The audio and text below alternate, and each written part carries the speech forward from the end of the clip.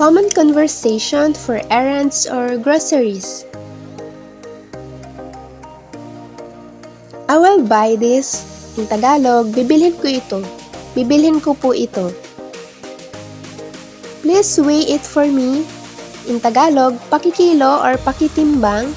Pakikilo po or pakitimbang. How much for 1 kilo? In Tagalog, magkano ang 1 kilo? Magkano po ang 1 kilo?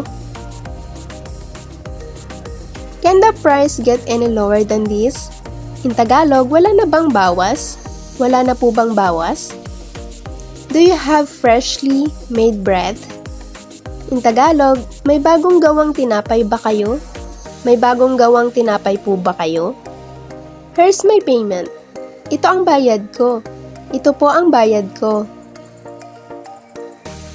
Is this fresh? In Tagalog, sariwa ba ito? Sariwa po ba ito? I'm going to do groceries. In Tagalog, mamamalingki ako. Mamamalingki po ako. Is there something you want me to get? In Tagalog, may gusto ka bang ipabili sa akin? May gusto ka po bang ipabili sa akin?